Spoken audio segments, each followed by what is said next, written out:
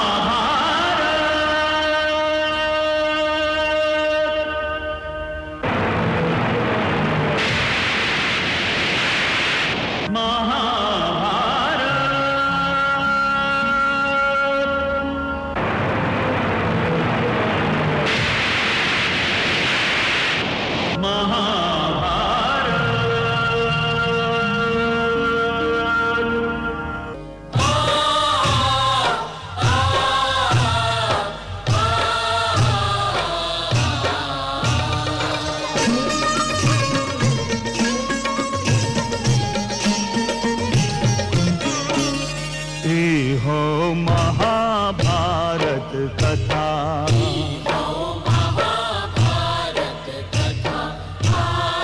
महाभारत कथा,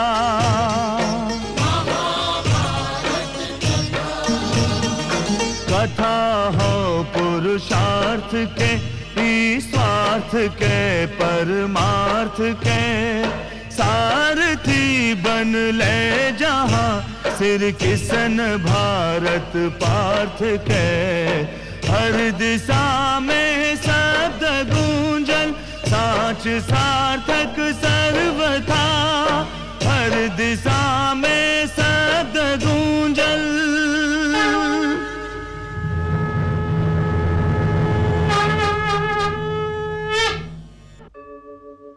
यदा यदा हि धर्मस्य ग्लानिर्भवति भारत, अभ्युत्थानम् अधर्मस्य तदात्मानं सृजाम्यहम्, परित्राणाय साधूनां विनाशाय च दुष्कृताम्, धर्म संस्थापनार्थाय संभवामि युगे युगे।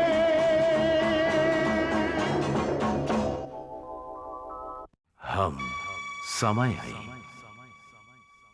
वो 18 दिन बीत ही गई, जेकरा दौरान हम धरती के लहू में नहात और आकाश के अग्नि में झुलसत देखले रही। वो 18 दिन जब एक एक दिन एक एक युग के समान लागत रहे। 18 दिन के वो युग त समाप्त हो गई जौन कुरुक्षेत्र में लड़ल गईल रहे, किंतु वो युद्ध समाप्त ना भइल जौन कुरुक्षेत्र से उठ के दिल में लड़ल जात रहे। लहू के खेल के अंत हो गई, किंतु अब महाभारत के कथा अश्रु में सिमट आई। युद्ध के अंत, युद्ध के कड़वा याद के प्रारंभ रहे। हर याद आपन दामन में अश्रु के धारा ले आयल रहे। हर अश्रु के बूंद एगो नया कहानी ले ले रहे। मन खाली रहे, किंतु आंख भरल रहे। जौन दिन बीत गईल रहे, वो अपना साथे का कुछ लेके चल गईल रहे। जौन दिन बीत गईल रहे, वो का जाने का कुछ छोड़ गईल रहे।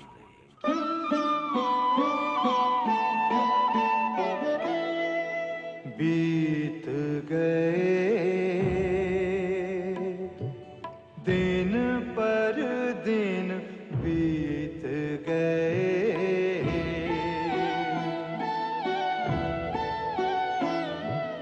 बीत गए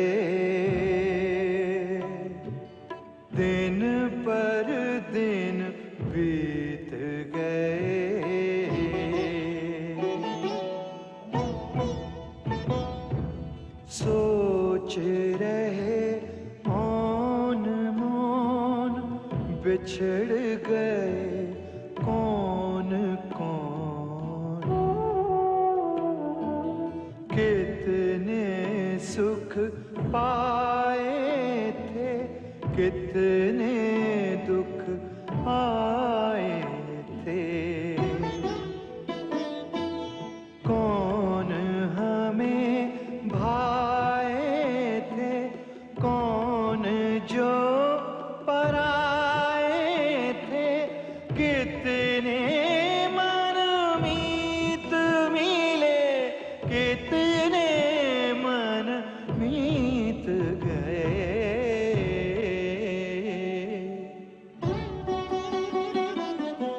दिन पर दिन बीत गए।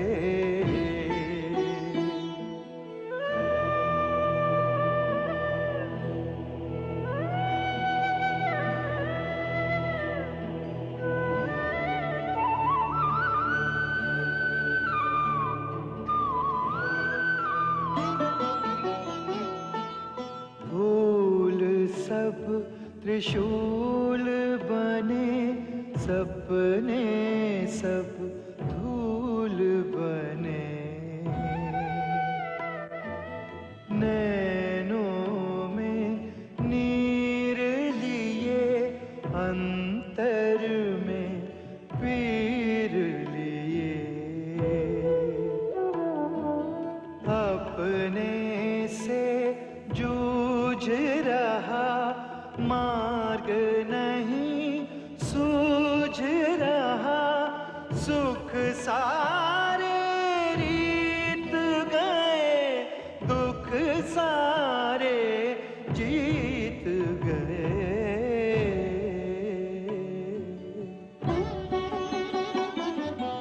दिन पर दिन बीत गए।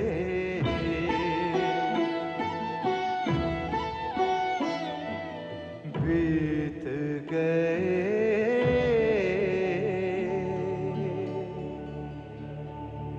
दिन पर दिन बीत गए।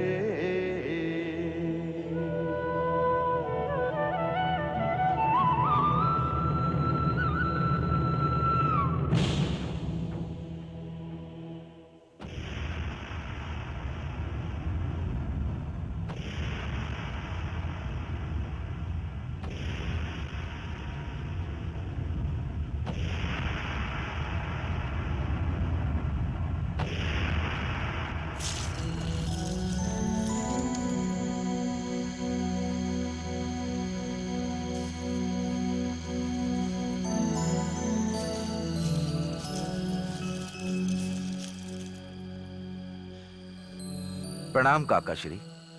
आयुष्मान भवा।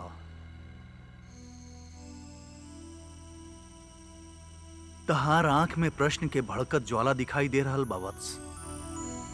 आपके तक केवल दिखाई दे रहल बा काका श्री।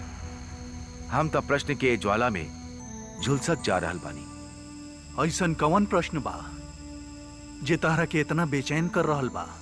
बहुत जानलेवा प्रश्न बा काका श्री, बहुत जानलेवा प्रश्न बा जेकर उत्तर या तो हमरा सूझ नहीं के रहल या तो जानबूझ के हमरा से मुंह छुपा रहल बा। कर्ण के वध जब उन्हें हत्था रहे, गुरु द्रोण के मृत्यु ये जनले बिना कि मरे वाला अश्वत्थामा उनकर पुत्र ना केवल एगो गज रहे, और अंत में मल युद्ध के नियम के अवहेलना करत दुर्योधन के जंघा पे गदा के वार। काका श्री का साचे हमने युद्ध में धर्म संगत और न्याय संगत रहे के प्रमाण देले बानी? का हमने कह सकीला काका श्री कि हमने कोनो सिद्धांत या कोनो नियम के नहीं तोड़नी? युद्ध तो स्वयं कुछ न कुछ छूट जाए के परिणाम होखेला वत्स। युद्ध तो होखेला ही है कारण जब दोनों पक्ष में एक दूसरा के प्रति विश्वास टूट जाला, और यदि एक बार विश्वास टूट जाए तो फिर टूटे के क्रम कभी खत्म ही ना होखेला। सब के सब सिद्धांत, सब के सब नियम एक एक करके टूटे लागेला। केहू ओकरा के अपन महत्वाकांक्षा के प्राप्ति खातिर तुरेला, तो केहू विवश होके अपन बचाव खातिर। बाकी एगो बात हम अपन ज्ञान के पूर्ण विश्वास के साथ कह सकीला कि जौन विश्वास के टूट जाए के कारण युद्ध भइल, ओकरा के तू ना तुरले रहा पुत्र, ओकरा के तू ना तुरले रहा। ओकरा के तो तुरले रहन कौरव और विशेषतया दुर्योधन। हाँ पुत्र, दुर्योधन। काका श्री, कहीं हमने ये झूठा तर्क से आपन मन के ढांढस त नहीं बंधा रहा। झूठा तर्क तो मन के अवश्य ढांढस बना सकेला पुत्र, किंतु अंतरात्मा के पुकार के गला नइखे घोंट सकत। हमार तर्क हमार अंतरात्मा के सच्चा पुकार बा पुत्र, सच्चा पुकार। वो कभी झूठा हो ही नहीं के सकत। जे कुछ भी भइल हुए कारण भइल, कहे कि सृष्टि के सबसे बड़ सिद्धांत, सबसे बड़ नियम धर्म के बचावे के रहे। यही से तहार हर प्रश्न के एक के उत्तर बा, केवल एक के उत्तर, कि जौन कुछ भी तू कैला वो धर्म के रक्षा करे खातिर कैला पुत्र। तो ग्लानि और पश्चाताप के अग्नि में अपना आप के मत झुलसावा। बीतल काल के भुला के आवे वाला काल के स्वागत में अपना आप के तैयार करा और ओकरे सोचा पुत्र, ओकरे सोचा।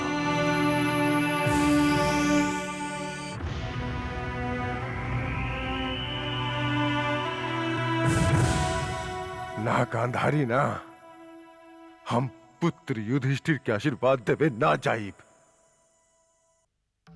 हम चाह के भी साहस नहीं बटोर पा रहल। ना, हम ना जा पाए गांधारी। काहे ना जाइब आर्य पुत्र? तू तो जानत आड़ू कि हम वनवास लेवे के निर्णय कर ले रही। केवल पांडु पुत्र के कारण ही हम निर्णय बदल ले रही। भरल सभा में हम उनकर स्वागत करके हम अपन उत्तरदायित्व तो निभा दिले बानी। अब और का चाहिए?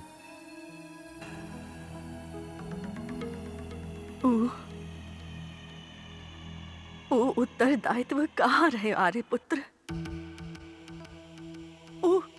ओ तो विवशता रहे।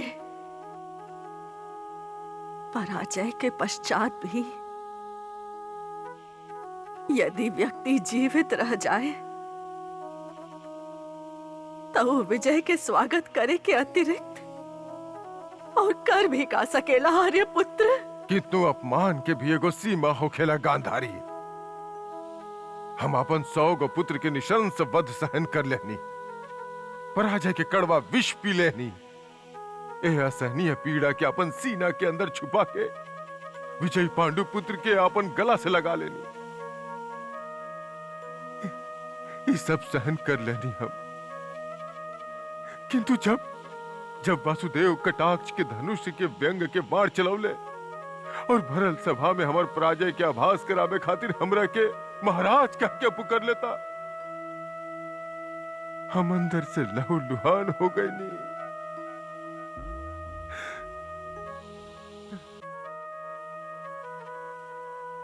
ए अपमान के अब दोबारा सहन नहीं कर सकत गांधारी, दोबारा सहन नहीं कर सकत।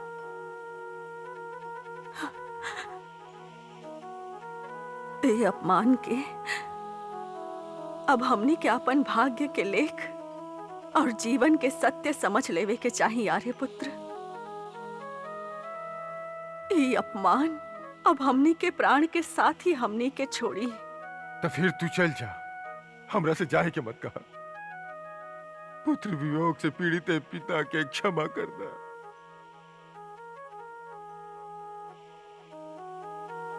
का आप समझतानी कि पीड़ा केवल आप ही के बा? काहे पीड़ा से हमार मन नहीं के करा रहल? किंतु ए पीड़ा के कारण काऊ अन्याय नहीं खे आर्य पुत्र जो ना पुत्र युधिष्ठिर के साथे कहनी काय पीड़ा के कारण वो पुत्र मोह नहीं खे जो ना आपके सोचे और समझे की शक्ति ही छीन ले रहे।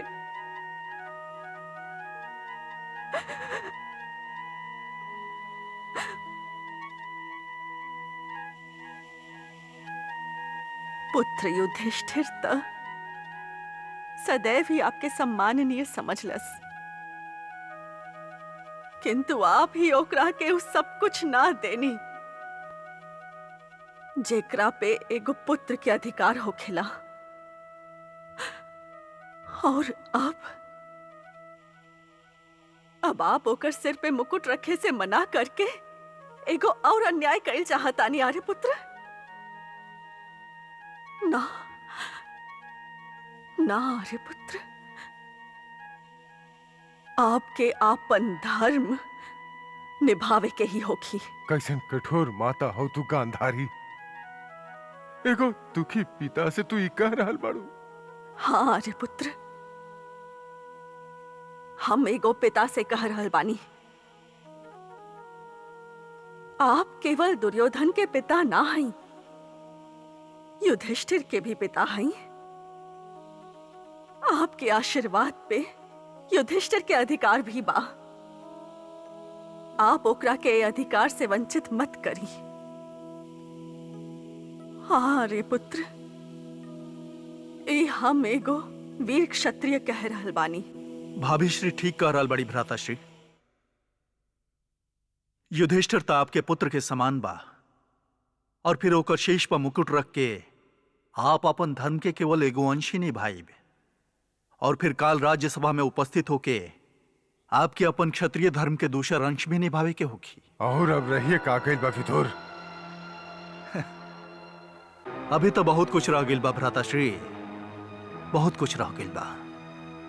आप का समझता नहीं, अपन 100 पुत्रन के वध के शोक मना के आप अपन दायित्व पूरा कर ले बानी। कऊ लाखों करोड़ों सैनिक केहू के पुत्र केहू के नयन के उजाला ना रहन, जे केवल युद्ध में ऐसे मारल गईले कि वो आपके प्रति निष्ठावान रहन, आपके प्रति निष्ठा निभावत रहन। निष्ठा का अपन पुत्रन के शोक वो अनगिनत पुत्र सबके बलिदान के भूले के बहाना बन सकेला? ना भ्रातृश्री, कदापि ना। आज हस्तिनापुर सबसे क्षमा याचना के मांग कर रहल बा, जौने युद्ध के कारण बनल। और भ्राताश्री, हमरा के कटु सत्य खातिर क्षमा करी कि ये युद्ध के सबसे बड़ कारण आप और आपके पुत्र दुर्योधन रहे। और यह सत्य भी बा भ्राताश्री, यह सत्य भी बा। कदाचित तो ठीक कह रहल बाड़ा विदुर। सत्य के कड़वा घूट हमरा पिए के ही पड़ी। यह विनाश के यदि कोनो एक व्यक्ति के उत्तरदायी मानल जा सकेला तो हम बानी, केवल हम। आँख के अंधकार तो भाग्य के दिन रहे, किंतु मन के अंधकार हमार दुर्भावना के फल रहे, और ये अंधकार हम स्वयं फैलौले रहे। ये रक्तपात, ये महाविनाश, ये अंधेर, ये सब हमार कारण भइल बा विदुर। हमारे स्थान ये राजभवन में ना कारागार में होखल चाहत रहे। युद्ध में होके वाला हर मृत्यु के उत्तरदायित्व तो हमरा पे बा। हमरे तो मृत्यु दंड मिले के चाहिए, केवल मृत्यु दंड।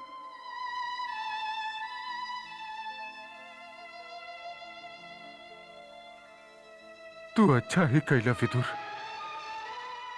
जे हमरा के कटु सत्य कह देला। कल हम राज्यसभा में चाहिए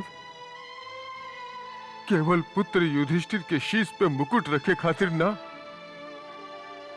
हस्तिनापुर से अपन अपराध के क्षमा याचना खातिर भी। हम अवश्य जाए विदुर, अवश्य जाए।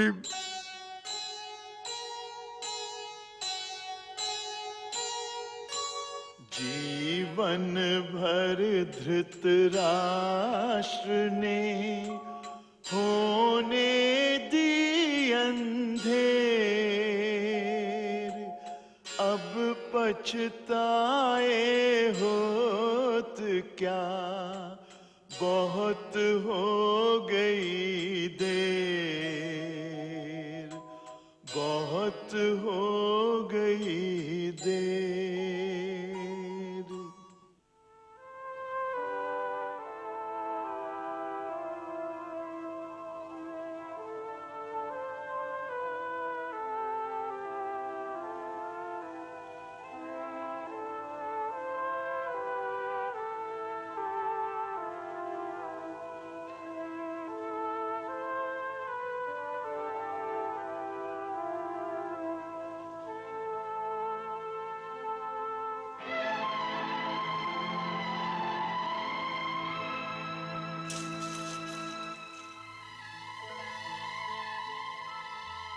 आवन प्रणाम मछले भैया। आवा सहदेव। प्रणाम मजला भैया। आयुष्मान भव। रात के दोपहर बीत गई, तू लोग अभी तकले सुतला ना? सुतली तो आप भी ना मजला भैया। हाँ, सुतल तो हमहू नहीं की। हो खल तो ये चाहत रहे कि युद्ध के थकान और विजय के उन्माद के कारण ऐसन गहरा नींद आयत कि केहू उठायत भी तो उठल ना जायत, किंतु ना जाने कैसन विजय बाई जो नाह के नींद भी छीन लेहलस। हमनी के मन की भी यह स्थिति बा मजला भैया। लगाता जैसे कि आत्मा पे एगो विचित्र बोझ रखल बा। आत्मा के बोझ, मन के पश्चाताप, अंतरात्मा के ग्लानि, प्रेत आत्मा के भांति हमनी के नींद से चिपक गईल बा। ना जाने कब एकरा से मुक्ति मिली। विडंबना तो ई बा कि ई विचार भी मन के शांति नहीं खे देत कि हमनी युद्ध ना चाहत रहनी। युद्ध हमनी पे थोपल गईल रहे, हमनी के साथे अन्याय कैल गईल रहे। न्याय तो हमनी भी ना कैनी। अब सोचतानी तो याद आवता कि अपन लक्ष्य के प्राप्त करे के धुन में पागल होके उचित और अनुचित के अंतर तो हम भुला देले रही। परंतु मजला भैया, आप तो पांचाली के अपमान के बदला लेवे खातिर प्रतिज्ञाबद्ध रही। अवश्य रही, और हम अपन प्रतिज्ञा पूरा भी कैनी, किंतु का इतिहास भुला पाई कि हम दुर्योधन के जांग के तूर के गदा युद्ध के नियम के चकनाचूर कर देनी? का भूल पाई इतिहास हमार बर्बरता के कि हम दुशासन के छाती चीर के ओकर लहू अपन मुख पे लगैले रही? ये तो धर्म ना रहे, ये तो निरीह संस्था रहे, घोर निरीह संस्था। हम धर्म के नियम के अपन पांव तले रौंद देले रही। ना भीम, ये सत्य नहीं खे। तो फिर सत्य का बा गुरुदेव? सत्य तई बा कि धर्म के नियम बहुत पहले तोड़ल जा चुकल रहे। धर्म के नियम तो उस समय चकनाचूर हो गिल रहे जब दुशासन भरल सभा में द्रौपदी के बाल पकड़ के घसीटले रहे। धर्म के नियम तो उस समय टूटल रहे जब द्रौपदी के चिरहरण के अपवित्र चेष्टा कैल गेल रहे। धर्म के नियम तो तोड़ले रहे दुर्योधन जब वो द्रौपदी के अपन जांग पर बैठा के ओकर अपमान कैल चाहले रहे। धर्म के नियम तो द्रौपदी के वेश्या कह के तोड़ल गेल रहे। किंतु हम तो ना भीम, तू कुछ नहीं कैले। तू केवल अपराध के दंड दिले बड़ा, और न्याय तंत्र के आधार भी यह बा। अपराध जितना भयानक होखी ओकर दंड भी उतना भयानक होखे के चाहिए। द्रौपदी के साथे जे कुछ भी भयल वो अगर कोनो साधारण नारी के साथे होखीते तब वो ओकरा के कभी क्षमा ना कल जा सकत रहे। द्रौपदी तक कुलवधू रही, दुर्योधन और दुशासन के भाभी, और भाभी के स्थान हमनी के देश में मां के बराबर होखेला।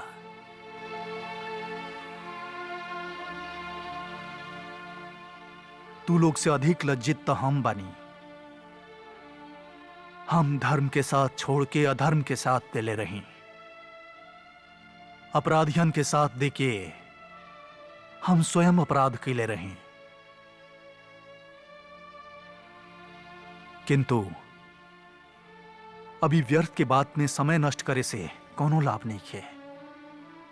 हमरा तहरा हमने सबके प्रायश्चित करे के बा, और यह प्रायश्चित के केवल एक के रास्ता बा।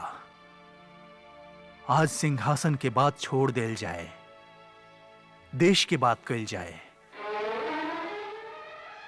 काल एगो नया इतिहास के प्रारंभ होखे वाला बा, ओकर स्वागत के तैयारी करा। हम तू सबसे यह कहे खातिर आयल रही, अर्जुन से भी, किंतु मिलल ना। कदाचित उहो कहीं अपन दुख के रेला में बह रहल होखी।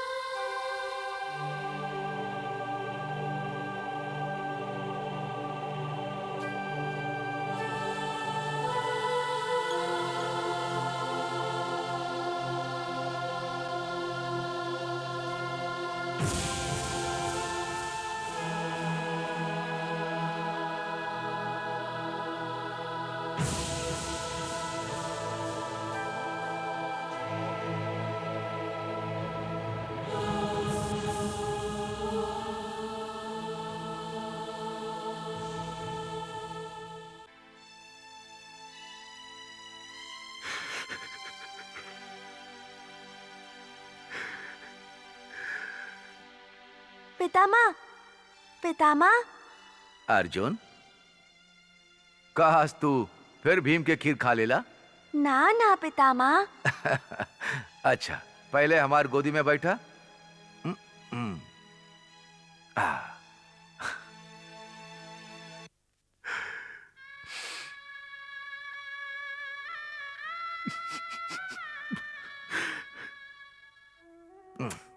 अब तू जा, तहार माँ घबरात होखी। यदि इनका साथे गई नी तो हमरा के बहुत मरी है। ऐसे अच्छा? प्यार भी हमरा के बहुत करेले, परंतु अभी तनिक उखड़ल बाड़े। माने के समस्या बड़ा गंभीर बा। हम ही आपके पास सोचाई ताश्री। अरे पगले, तारा के हम कितना बार समझाइनी कि हम तहार ताश्री ना हई, हम तहार तात के तात हई, समझला?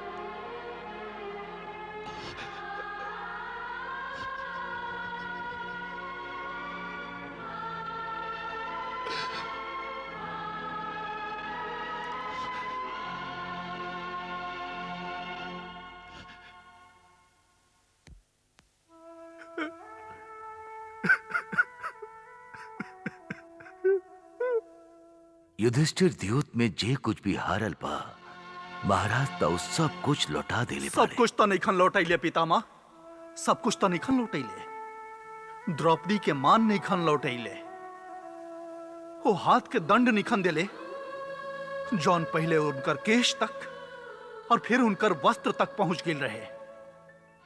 वो जंघा के दंड नहीं खन देले, जेकरा के पीठ के दुर्योधन दुशासन के आदेश देले रहे कि द्रौपदी के वहां बैठा देल जाए। वो जीव के भी दंड निखन देले पितामह, जोन भरल सभा में दिव्य जन्नत द्रौपदी के वेश्या कहले रहे।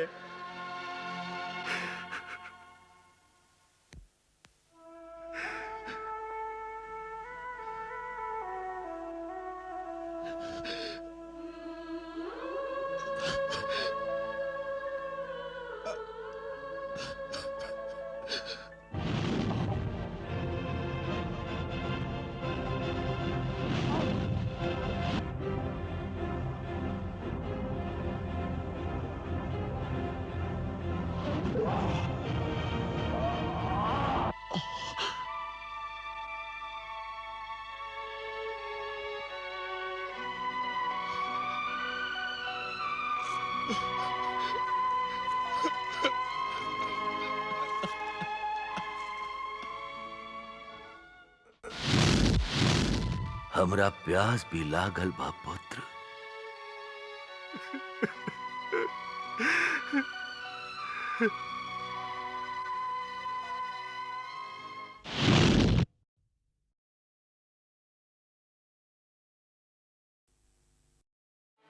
ये हम का कहनी पितामह, ये हम का कहनी।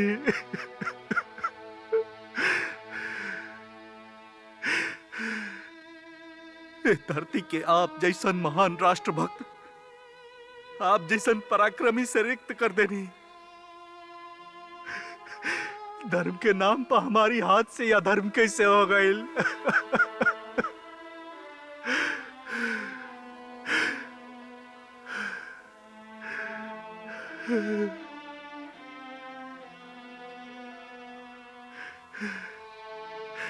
आपके लहू के धब्बा हमारी अभागा हाथ के जला रहल बा पितामह, जला रहल बा। काहे काहे देले रही आप हमरा के अपन वध करे के आज्ञा? काहे? संसार तो समझेला कि आपसे शिखंडी पूर्व जन्म के बदला ले ले रहे, परंतु पितामह जौन बाण आपके शरीर के जलनी करत रहे ना, बाण हमार रहे पितामह, हमार। और आज वह बाण हमार आत्मा के छलनी कर रहा बा। सारा जीवन तो हम आपके आदर्श के उंगली थाम के चलत रहनी पितामह। हम जीवन के आपके नेत्र द्वारा देखनी, आपके मस्तिष्क से समझनी। हमार दुख सुख के साझेदार तो आप रही पितामह।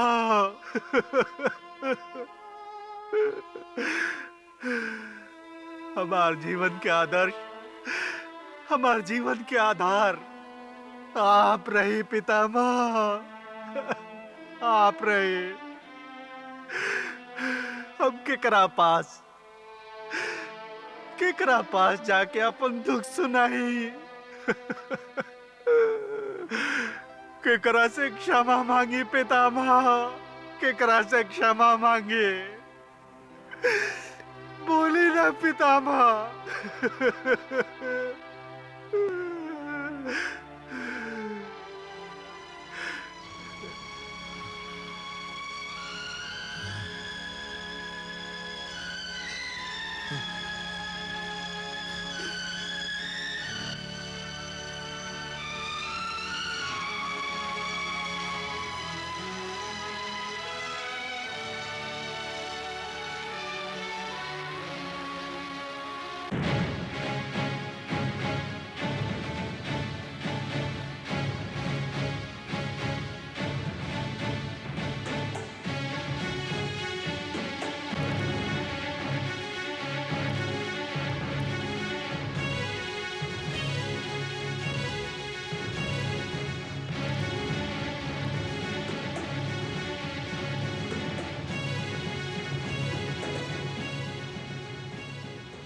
पितामह, पितामह, पितामह।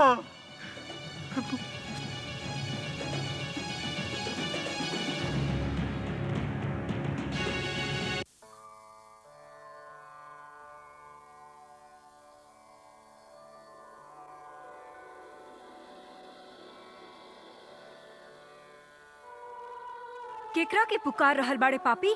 हम अपन पितामह के पुकारत रहे, जे हमरा के प्यार देले रहन, स्नेह देले रहन। और तू अपन पितामह के का देले? बोल, का देले तू अपन पितामह के? का देले तू हमार प्रिय पुत्र के? ओकर शरीर के रोम रोम पे अपन विशैला वान के घाव, चिकरा से बूंद बूंद करके हमार पुत्र के प्राण निकलत रहे। पापी, तू उहे भुजा के छेद देले जौन झूला बन के तोहार बचपन के झुलैले रहे। उहे छाती के छलनी कर देले, जैसे गला लग के तू अपन सारा दुख भूल जात रहा। यदि तू आज जीवित बाड़े और हमार सामने विजय खड़ा बाड़े, तो वो हमार पुत्र के आशीर्वाद के फल बा। जौन तोर बाण के उत्तर विजयी बाबा कह के देहलस, और मरत मरत भी तोरा के आशीर्वाद दे के गई। जाना तनी माते, अच्छा तरह से जाना तनी। यही से ही जीवन और ई विजय शाप बन के रह गेल बा माते। शाप। हमरा पर दया करी माते। आप तो बड़ से बड़ पापी सबके पाप धो चुकल बानी। हमारी हाथ से हत्या के रक्त के उ धब्बा के भी धो दी माते, धो दी। ग्लानी के जौन अग्नि हमार तन मन के फूंक रहल बा, वो अग्नि के बुझा दी माते, वो अग्नि के बुझा दी। हमार तट पे तो यदि केहू मृतक के शरीर भी जलावल जाए तो हमरा इतना दुख होखेला कि हम ओकर राख के अपन लहर के आंचल में समेट लेहिला। किंतु तू तो जीवित रह के जल रहल बाड़े, फिर भी हमरा कोनो दुख नहीं खे। काहे कि तू अपराधी बाड़े अर्जुन, और तोरा अपन अपराध के दंड मिल रहल बा, और ई दंड तोरा आजीवन मिलत रही। तू ऐसे ही जलत रहबे अर्जुन, ऐसे ही जलत रहबे। हे पतित पावनी, हमरा पर दया करी, हमरा के क्षमा कर दी माते, हमरा के क्षमा कर दी ना। क्षमा कर दी तोरा के? अपन प्रिय पुत्र देवव्रत के हत्यारा के? कदापि न। हम तोरा के कदापि क्षमा न करब अर्जुन। तोरा जीवन के अंतिम सांस तक अपन आत्मा पे ई घोर पाप के बोझ के उठैले रखे के होखी, और ई बोझ तोर आत्मा के रोंदत रही। ना माते, ना माते, ऐसन मत करी माते, ऐसन मत करी। जा, अपन विजय के उत्सव मनावा। डुबा सकेला तो अपन पाप के अपन विजय के उन्मान में डुबावे के प्रयत्न करा, काहे कि हमरा से तो तोरा कुछ नहीं खे मिले वाला। हाँ।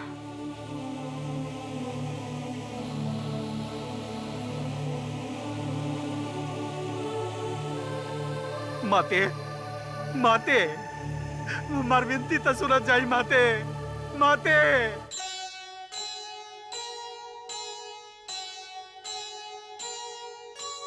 गंगा से मांगी क्षमा, लेकिन पाया शाप, और अधिक कुछ बढ़ गया अर्जुन का संताप, अर्जुन का संताप।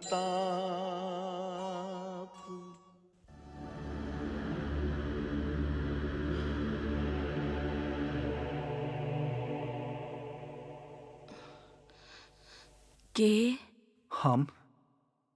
हम ही माते। पुत्र अर्जुन, ठहरा, हम अभी प्रकाश करत नहीं। ना माते। काहे? ना, अंधकार ही रह दी माते, प्रकाश मत करी। काहे पुत्र? काहे कि हम आपके अपन मुख नहीं दिखा सकत। पुत्र अपन माता से मुख छिपावल चाहता, किंतु काहे? काहे कि माते, आपके समक्ष जोन खड़ा बा, आपके पास जोन आइल बा, वो आपके पुत्र ना है, एगो अपराधी है। आपके ज्येष्ठ पुत्र के हत्यारा जौन हत्या के पाप कैले बा और जौन दंड के पात्र बा। कर्ण के वध तू नैखा कैले पुत्र, ओकर वध तो तोहरा से पहले ही, बहुत पहले हम कर चुकल रहे। ओकर वध तो हम वही दिन कर देले रहनी जब जन्म लेला के पश्चात ओकरा के आपन ममता के आंचल में छिपावे के स्थान पर हम ओकरा के गंगा की लहर की गोद में डाल देले रहनी। दंड के पात्र तो हम बानी, तू तो योद्धा के धर्म निभैले बड़ा, और रणभूमि में उतरे वाला योद्धा के धर्म या तो वीर गति के प्राप्त हो गई होखेला या अपन शत्रु के वध कर दे होखेला, जन तू कैले हुआ। ना माते ना, ये झूठा सांत्वना भी हमार मन के शांति नहीं दे पा रहा। हमार मन बहुत व्याकुल बा माते, बहुत व्याकुल बा। तो ए व्याकुलता में अकेले नहीं खा पुत्र, ये व्याकुलता तो आज रात हस्तिनापुर के हर घर के छत पर बाल खोल के सुतल बा। आवा पुत्र, हमरा गले लग जा।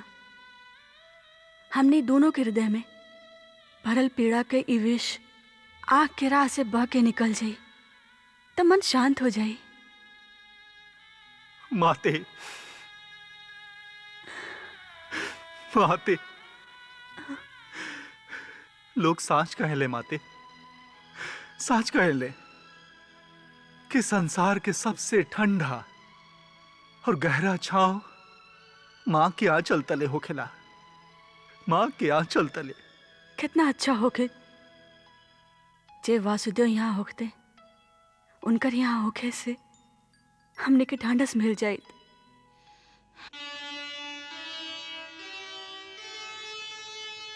मुक्त हो गए पीर से अर्जुन के मन प्राण, माँ के आंचल के तले बसते हैं भगवान। सीख हम बीते युगों से नए युग का करें स्वागत, करें स्वागत, करें स्वागत, करें स्वागत।